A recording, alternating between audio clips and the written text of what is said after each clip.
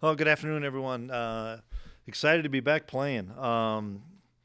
Without a doubt, this third bye week, I think everybody would have agreed upstairs that it was probably too many. Now you get into a rhythm, you want to play, and um, I know when we played early in August that we had the three bye weeks, but it's hard to get in a rhythm. We're going to play three games in a row now, and I'm glad we're going to be able to do that. Last week we let a lot of the older kids rest because of the amount of wear and tear and the few bodies that we still have left that from an injury factor. So we worked some developmental stuff and then a little bit of Oklahoma State stuff. But for the most part, a lot of our older guys that have played a ton of reps didn't do a whole lot other than lift and get through some walkthrough and some tape. But big game for us this weekend. Not had great success in Stillwater, and it's a tough place to play. And so we've got to have a great week of preparation. I know the guys, we'll see them today, but they're excited. They'll be excited to get back and get out and play. Coach, can we get your comment on Dylan Edwards' departure? Yeah. Last week he decided that to redshirt and that he was going to leave the program. And I wish him well. It's unfortunate, but I wish him well. Also, it looks like your depth chart's missing some guys. Yeah, we lost a couple of guys. Romaine for the year with an injury, and then J.B. Bradley, but he should be back. We just don't think it'll be this week. Thoughts on Oklahoma State? Is there danger in this because Absolutely. They literally have no danger? Yeah. Nothing to lose. Plus, they're coming off an open week, and they'd played 7 games in a row, I think, and so. The fact that they have a bunch of seniors, I'm sure that have some pride and want to find a way to get a big win. And they've played some teams really well at home. And so for us, it's about us, really, of making sure we have really good preparation and have great energy and play with great physicality. They've got some really good football players. So for us, we've got to focus on us and have a really good week of practice. We back up to Austin Romaine with him out, who steps into the bench. We'll slide Dez over, and Dez will play the middle backer with Rex, and then Asa will start at Will linebacker with Gabe Powers playing as well. So the blessing on that is we're going to get some really good looks at Asa and Gabe, and they've earned the opportunity. Those two kids have practiced really well, but when you got those two veteran older kids, it was hard to get them a ton of snaps. They both had played in some games, but now they're going to play a lot more. With Austin, he played pretty well 2 weeks ago with the club on his hand. Did something just change between then and now? Yeah. It just we needed to get something done for him, and it just the club was kind of a stopgap a little bit, and so he and I talked before that game and then after that game. So we decided to shelve him the rest of the year. And just general question I wouldn't have asked a few years ago, but with RevShare now, when you have a player leave, how quickly can you look into reallocating any type of funds there? Boy, that's a great question. That would be better for Clint Brown, our GM. Right now we're focused on the guys that we have here and trying to figure that out. Obviously, you'll get to use whatever money from kids that leave or seniors and stuff that leave the program, but not now. I mean, you wait until the semester. Just what do you see in this Oklahoma State team and the way it's played under Meacham since the Gundy firing? Yeah, they've done some really good things offensively for sure. They've been more wide open, and they've played a couple of different quarterbacks. I think we'll probably see Flores, and Zane was here. Zane, we recruited him for a couple of years, so I'm familiar with him, and I think he's a really good football player that gives them a great opportunity to be successful. I like their running backs. And then they've got good skill on the outside. They've been able to put points up on people. And then defensively, they got a couple of defensive ends that are really good players. A linebacker that's an exceptional player. So, for us, it's winning that line of scrimmage, and that's going to be the most important thing. Does bowl eligibility get brought up in the locker room or anything at this point? No, it doesn't. Our kids are smart enough to know what we have to do, but we can't focus on what is 3 weeks from now. We need to focus on today and focus on on what we need to do this week to go be successful. And there's a lot of guys here in the locker room that were there in 23, didn't play very well. Were there in 21. Some of those guys, some of those older kids were there, didn't play very well. And so I think that's our main focus is playing well in Stillwater, because it's been, and you can go back. I mean, there's been not many K-State teams that have played very well in Stillwater. And so we need to make amends on that, and we need to flip that a little bit if we can. It's been this way for most of the season now, but now with Dylan gone, Joe knowing that he's kind of the number one guy, does that boost his confidence at all? Is that something that you tell him at all? Yeah, well, we've been doing this playing this way for 5 weeks now. So, I mean, Joe's done a really good job, and we're going to get a look at Montario Elston. We're going to get a look at J.B. Price and Devon and Antonio. We're going to look at everybody back there, because we've got to get more production out of that run game, and it can't be just one guy. And so it's going to be a collective effort by a lot of those guys. Plus, they're all playing on some special teams, so we'll take them all anyway. But, we've been blocking much better in the run game up front, and some guys are going to get an opportunity. And then I'll ask about George Fitzpatrick again. Has a decision been made on No, him? He won't play this year. Where would you like to see your team improve the most in the final 3 games? Is there a certain area you're trying to attack here? Collectively, I would say, we can't turn the football over like we did against Tech, but you look at everybody turns it over against Tech, and that's by how they play. But we've got to continue to be balanced on offense, and I want to see some balance out of the run game, see us push the ball downfield in the throw game. And then on defense, we've done a better job of eliminating more of the explosive plays, but tackling and limiting the explosive plays. And got to play complementary football. There's going to be times where we get put in a bad spot on defense, and we got to be able to make a stop. There's going to be some times where we give up a couple plays on defense, and offense has to step up. So you get this time of year, everybody's down bodies. We're down more bodies than I've ever been down before.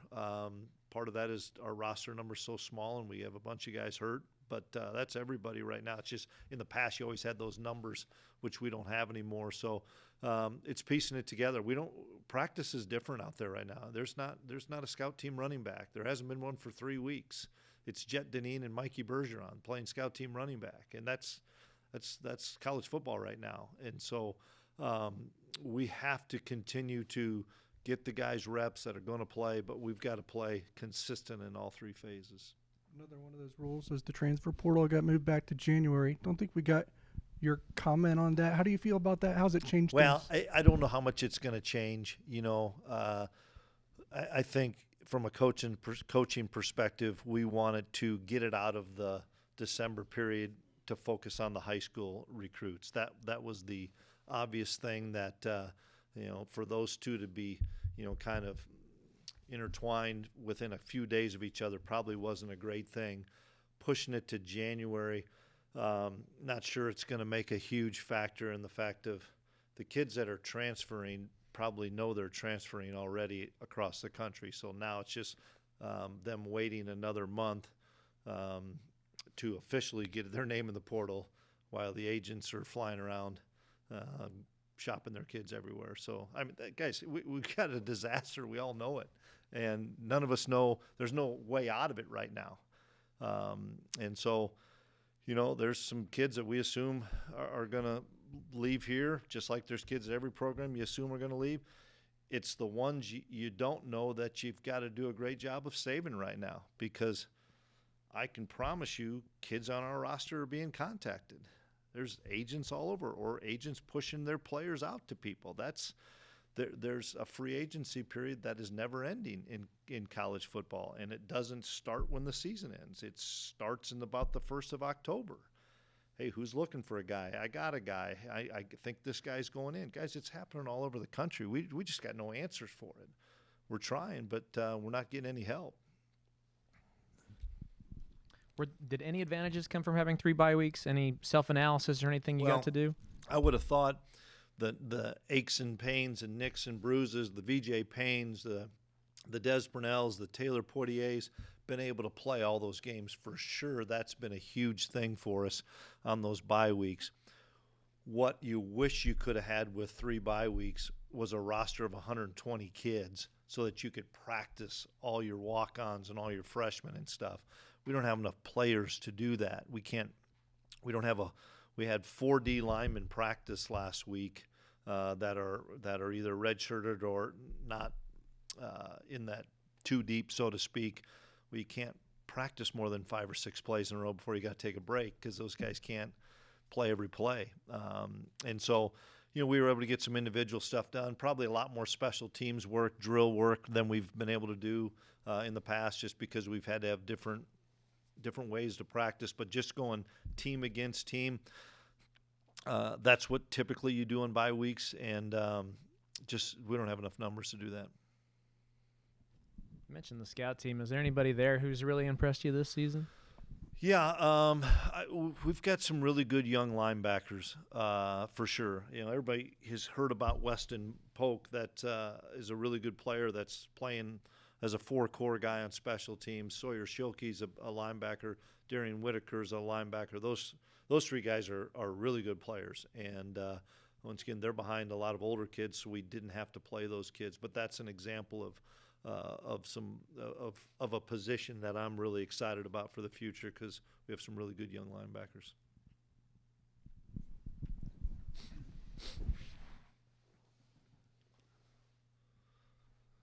I was going to ask you a little bit about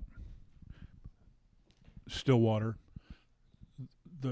You're so boxed in there. I know they've had a lot of good teams and are well coached, but how difficult is it to play there where the sideline is so limited? Yeah, it's tight. There's only a couple places like that.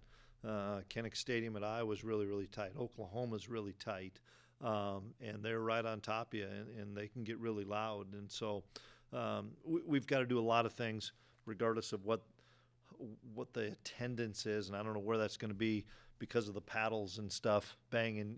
You're going to have a hard time going on certain cadences, so we'll spend a lot of time on that. We did last week a little bit just on air, so to speak, just with our center and quarterbacks, but it'll be a big focus of our attention this week because of the noise that kind of vibrates in there. I asked this one based on something I heard Joey McGuire was talking after the game about Rodriguez and maybe being like a Heisman candidate. Yep. Being a defensive guy and watching him in person a couple of weeks ago, I'm just curious of what you might think about that and what a difference-making player he is in your mind. Yeah, it'd be great if he got a chance to at least go to New York. Get in the top 4 or whatever it would take to get to New York. It's likely that it's going to be an offensive guy like it is, and that's understandable. But he makes that defense go. I know they've got a lot of great players. That was, shown throughout College Game Day and Texas Tech and what they're doing, which is, congrats to Joey. He's got committed people to go and do that. But Rodriguez is the guy that makes him go. And it's fun to watch him. Wasn't as fun when I had a bird's eye view of it like I was 2 Saturdays ago when he was wreaking havoc, but just watching that kid play, it's fun to watch him. You can tell he loves the game, and hopefully he gets an opportunity to go to New York. You mentioned you like Zane Flores a lot, had him here. Yeah. What is he doing well from your perspective right now? Well, he's healthy now, and I know he was banged up for a while, and he wasn't the starter coming out, and they lost a guy, and then he got the job and did some good things, and he got hurt, but I know that he's back and played against KU and stuff. I think he's just the veteran presence there. He's been there, I think he's Avery's year, so he's been there 3 years, so he knows the systems, so to speak, and he knows the players, and he knows he's bought in. I think that's the biggest thing when you get into today's day and age of coaches not there and stuff. That kid's bought in, and you can tell that he's a pretty good leader with that group. And situations are hard, and my hat's off to all those players that stayed. It's a big deal for those kids to stay because those kids didn't have to, based on all the new rules of when the transfer portal closed and opened and coaches. credit to those kids because they stayed, and that's a sign of great character. One more for me. You mentioned you've been beat up most of the year, and Fortenberry is playing more now because of health and just getting more used to the program. I'm curious as to how you feel about where he is at and how can he help you moving forward. Yeah, Maury's gotten better and better. He played as a true freshman last year, probably thrust into something that whether he was ready for or not, his body maybe wasn't mature enough for that. And watching him throughout the spring, not only getting into a lifting program full force, you realize when you play as a true freshman, you're not in power hour with all the other freshmen, you're playing football. So he did a good job in the spring, really good job in the summer. And then he just started to learn our defense more and more, better and better, spent a lot of time with coaches. And he's a physical guy. He's a guy that can play some press man. He's really good in zone, good blitzer. I've just been really impressed. He's going to play a lot more these last 3 weeks, partly because we're injured there, but a big chunk of that is Maury's earned it. He's played good enough football to warrant half or more of the snaps. Going back to Austin, obviously so good after the snap. You've talked multiple times on how good he is and getting you guys simply aligned. Is that also on Dez to try to get everyone in the right place, or is that someone like VJ stepping up? Where does that go? Yeah, good question. That's more Dez now. I mean, our Mikes are going to do that. VJ's going to run the back end, which he does a great job. And once again, Austin was phenomenal. Rex is really good at it. So I think the biggest thing that's different now is the green dot, because the green dot's on your Mike backer, and so it was always on Austin and Rex, and we're used to that with Rex. Now Dez has got to get used to it, and sometimes that call's coming into you, and you got to tell everybody that's what's going on. But Dez understands our defense as well as anybody out there. Now he's going to be thrust into a bigger role, and he's a senior. He'll be fine. He's ready to do that. I think we're going to talk to Damian today. When you think of Damian, what comes to mind first? He kind of embodies what K-State football is. A local kid that came here that kind of bought his time and learned from the people in front of him. He got to learn from one of the best players, best humans, best people in Eli Huggins that I've been around. And Eli absolutely poured into him. And you can tell that he's paying it forward because Damian pours into everybody on the team. Damian, he's a father as well. So he's had a lot of tougher things than a football game going on, having a family and stuff. But Damian is really played great football for us this year. But I think his leadership with these young kids, leadership with these new guys, has really helped. And he's the same guy every day. That's one thing I love about guys like Damian to Austin Moore. You're getting the same person every day in the building, whether you won the game, lost the game, whether he had a great practice, didn't have as good a day, whether something happened outside the facility. He comes in and he embodies standard over feelings. He's always going to live to the standard and never let his feelings dictate how he shows up on a daily basis, because that kid's the same guy every day and as good a leader as we've had here. And he still has games remaining for his legacy, but what does he do particularly well out in the field? Boy, he gets off blocks. He's disruptive. You're not moving the kid. He's gonna anchor down on double teams, and you're not moving him. But he gets off blocks and is disruptive and makes plays, keeps those linebackers clean. He's always in the right gap. Some guys get greedy, or some guys get undisciplined and fall out of gaps. Not Dame. He's going to stay in that gap, and he knows we have gap integrity and stuff and things, and some guys just make plays off of being in having that gap integrity. But Damian is the team player, and he makes our defense. He makes everybody right. He makes those linebackers better. I promise you that. One lingering question I had about the Tech game, when it came to returns, it's pretty much all fair catches in that one. What went into that strategy? about a 5.0 hang time. They did as good a job of baiting people into it, meaning they can kick it out of the end zone if they want to, or the kid can hang it up there 4.7, 4.8, and you catch it at the 2. And when you break it down, and we do a really good job of breaking it down, the amount of balls that were caught by the returner at the 2 and that kickoff team's already between the 20 and 25. And one of the things that us going into that game, they'd blown everybody out in the first quarter, right? Kind of like they didn't against BYU, but the game was, they dictated a lot of the stuff. We did not want to start a possession early in that game at the 14, at the 12, and get that momentum going. We felt better about the 25 in reality.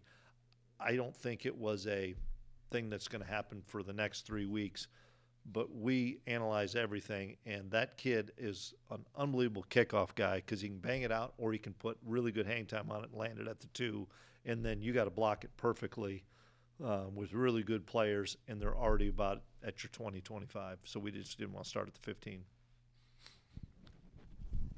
Good question, though, because we'd never done that. But we really talked about that a lot, and Nate and I just kept analyzing it, and it's like, man, we just don't want to give them life and have to go.